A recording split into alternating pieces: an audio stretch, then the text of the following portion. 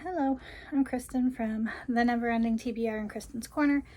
I had filmed a narrators panel at Romanticycon when Steph and I and April and her sister Amy and I don't know if Carrie, but they didn't go. Carrie and Amy and April didn't go to the panel with us.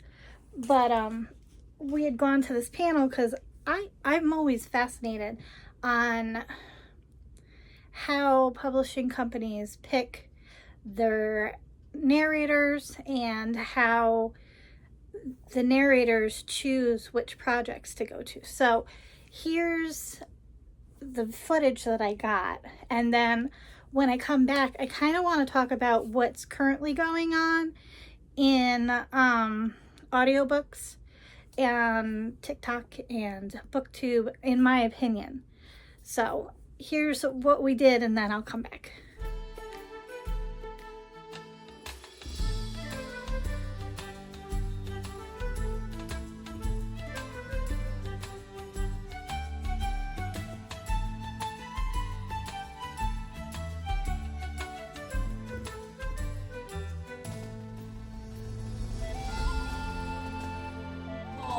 Emma Ham and Jasmine Walt, and really just too many to name, but also one of the great pleasures of my job is getting to know the narrator. Timothy Bell Reese, and you might have heard me under Graphic Audio's multicast production of Fourth Wing, Blood and Ash, and Crescent City.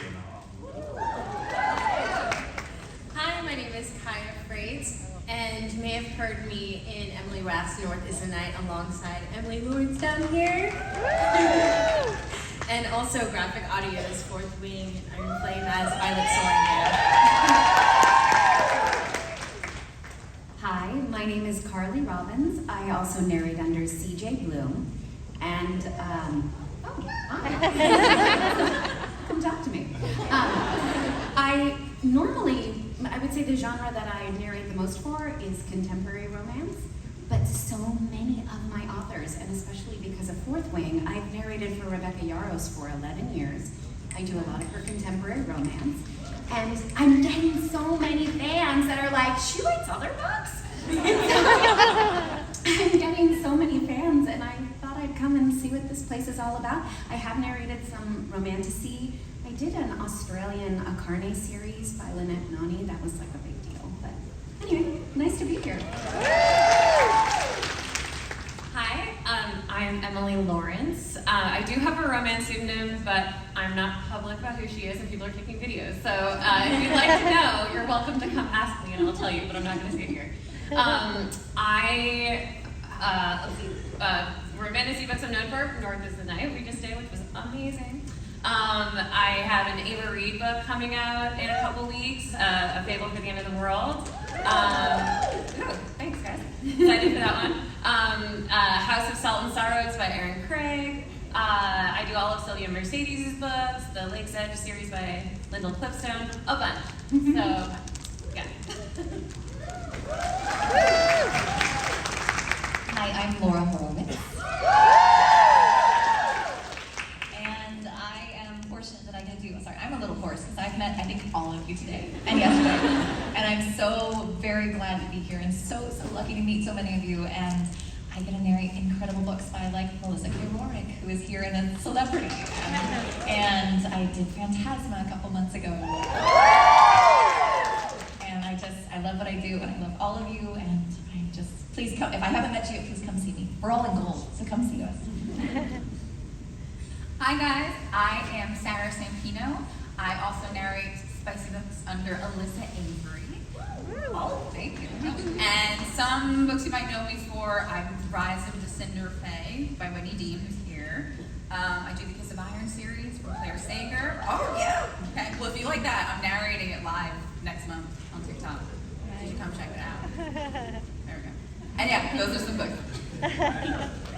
Hello everyone, my name is Gabriel Michael. I've been narrating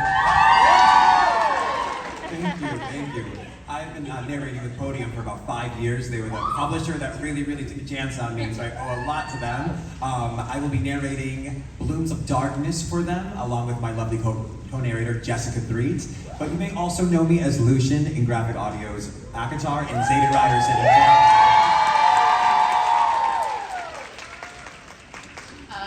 Thank you guys. There's a lot of star power up here, and it's almost like Rebecca Yarros. Wait, we've got one more.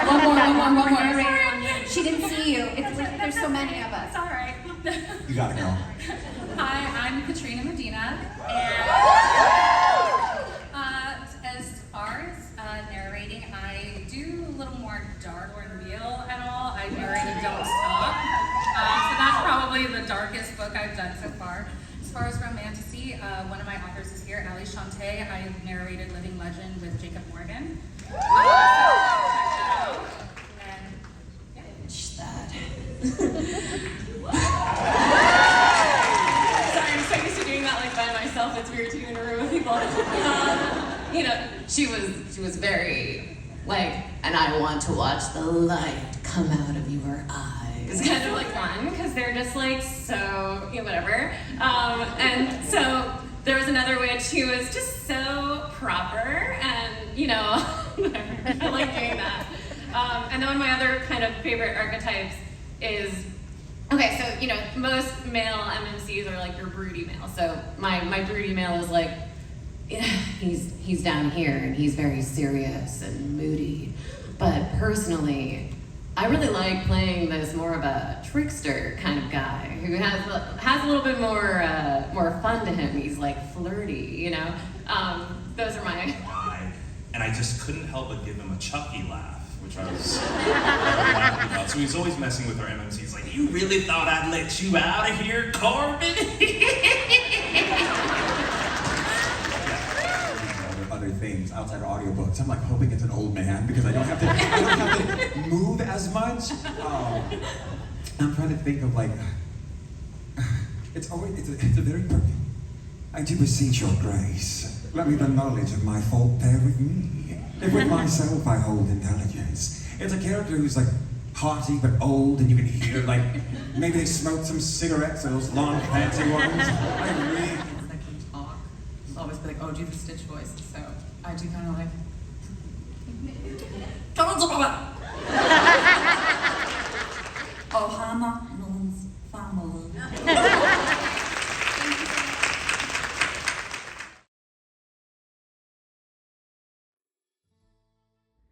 Okay, so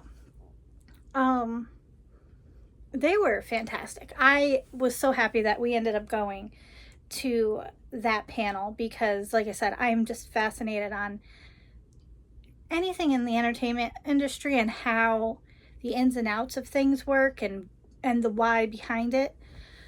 One of the questions that was asked was like about the spicy scenes, if they're doing a duet, you know, how do you stay professional? Or even if you have a home studio, do you give yourself a timeout? And they spun it around. They're like, well, yeah, we have to, because even the books that we read, if something tragic happens or something miraculous happens, and it gets us because we're the narrator, you know, and we're the voice actor, we have to take a minute for ourselves to absorb what you're going to listen to for the first time, because they have to do some of the scenes a few ways so that the final edit is what we get. I would drive an engineer nuts between my dangly earrings that I wear sometimes, my lisp that comes out when I get really excited, my sniffing. Oh my gosh, my sniffing drives me nuts when I'm editing a video. So I can't imagine what an engineer would be like. Oh my God, stop it.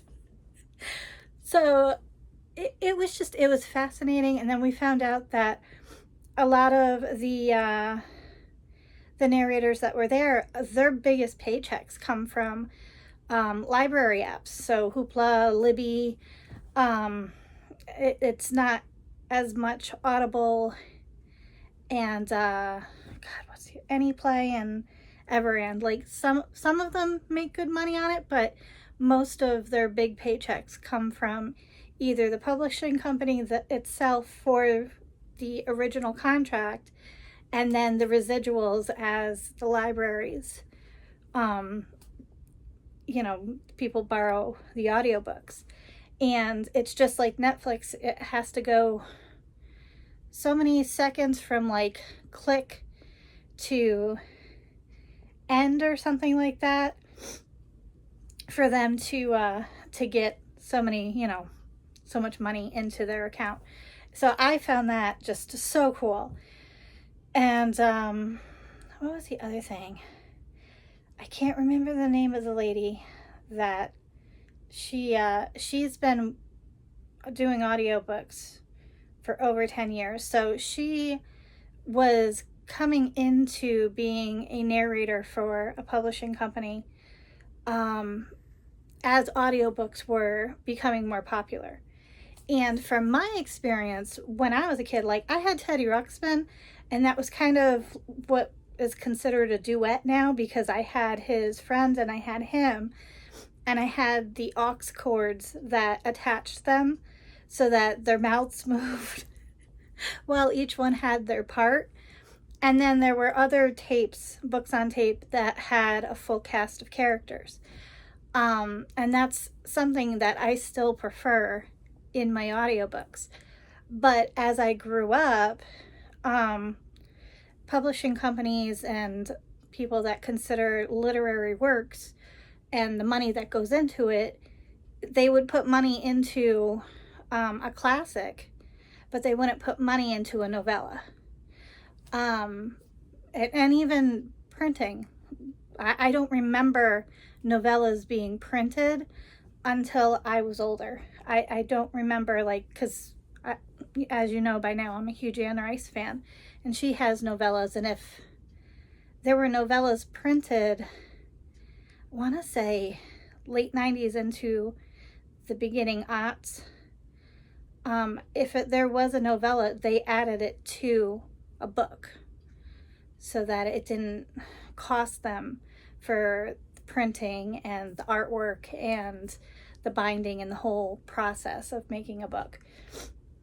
And then in the early aughts, ebooks were a big thing. They were really trying to push ebooks. They did not want to be printing out books like they are now. And I think that part of it was the pandemic, that people wanted something tangible to hold.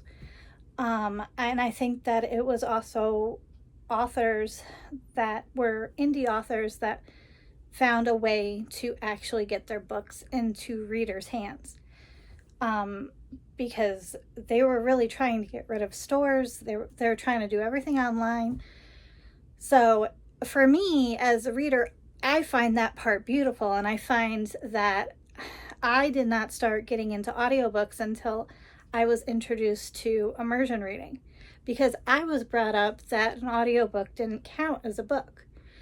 And it's ridiculous how you get your information and how you absorb it. It should count. You took time out of your day to do it. But growing up, you were told that was not okay. So I started with immersion reading, and I love audiobooks. I love full cast ones. I love duets.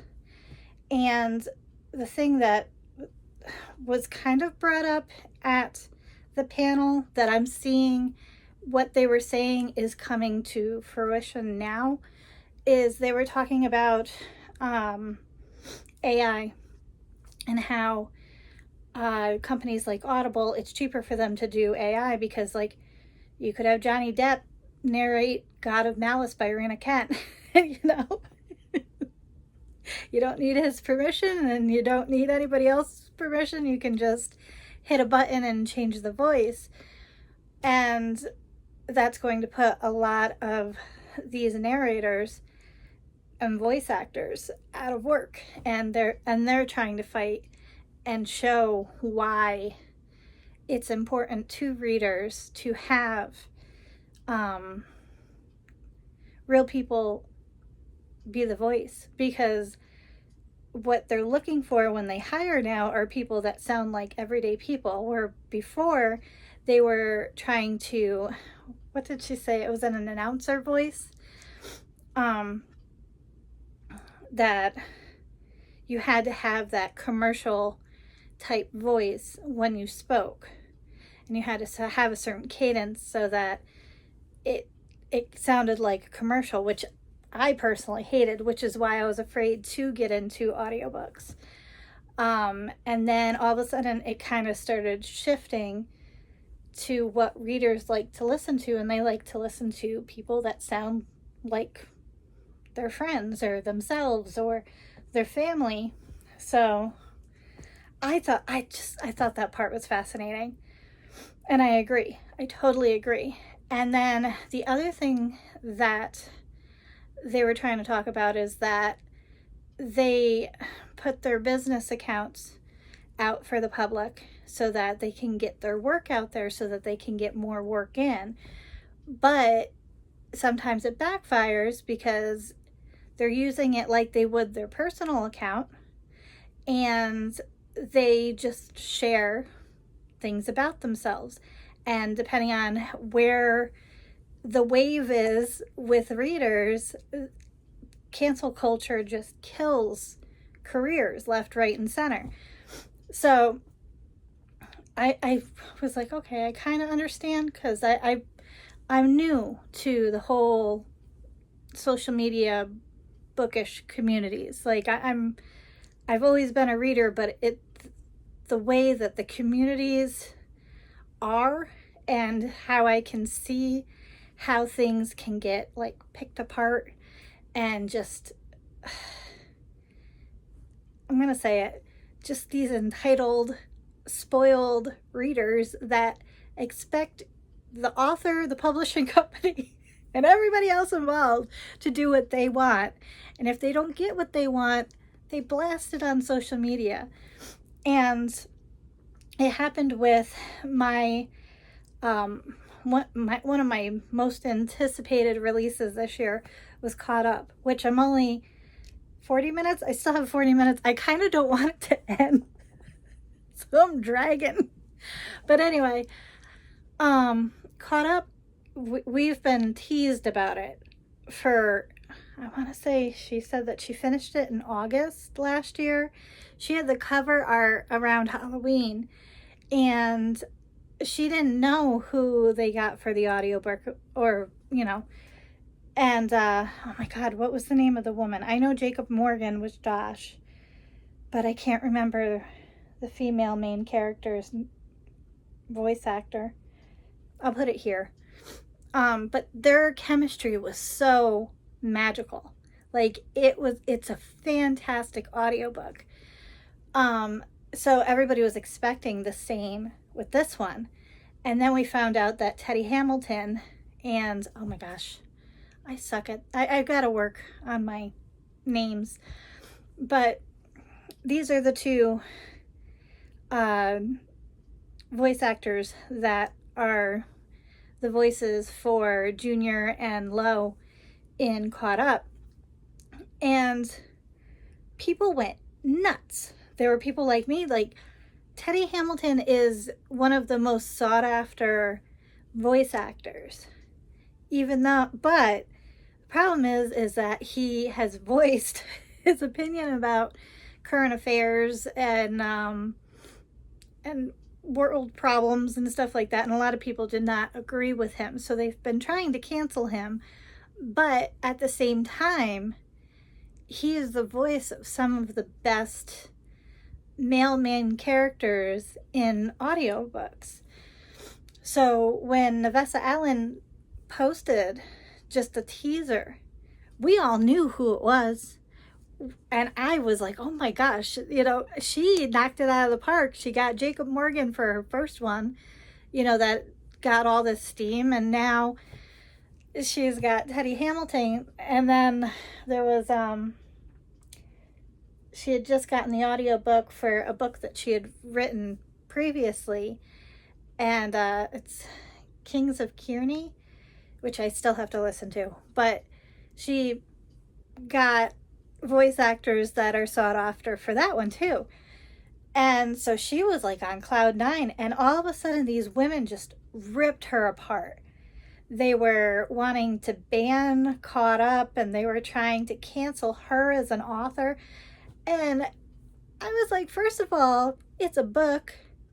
If you don't want to listen to Teddy Hamilton's voice, you can still buy the book, promote the author, and actually open it up and read the words. Like, you want Jacob Morgan's voice in there? Go ahead.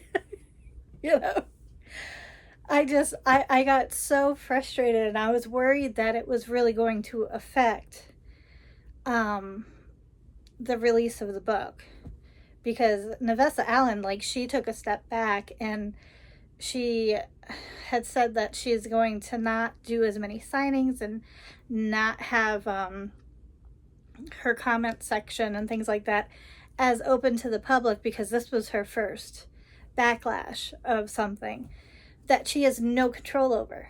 She has no control over it. And I am a fan of his, but I don't think that there could have been anybody else that plays Junior as well as Teddy Hamilton in this audiobook, because he does the best Boston, New York, and Chicago accents. Like, you feel like you go down a street in one of the cities that he's supposed to be in one of the states that he's supposed to be in, and you can hear that voice, that dialect. I don't know. I think he does a great job in this book. But, and I know that I'm starting to ramble and spiral, but I noticed that it was bananas over something so dumb. Like, I didn't understand it, and it was a huge problem. And this was something that was brought up at this panel, that cancel culture can make or break you. And I'm like, and I got to see how they were trying to do it. I'm like, that's it. It's crazy. So anyway, those are my opinions. I don't even know, like I said, I wasn't sure how to put the footage that I got out onto my Booktube channel and discuss things that I needed more research in it, and it's been so many months and I haven't really done the research, so I figured I'd just talk about my personal experience, and maybe you've seen the same thing. Feel free to comment down below if there's anything that you think that I should have added. I'm also going to link Steph down below. I think she talked about it when she did her Romanticy-Con wrap up. So I don't know. I've been sitting on it, and then this week the book came out. I'm like, you know what? This is the conversation we're going to have. This is what we're going to talk about. So hope you're having a great day and a great week, and I'll see you in the next one. Bye.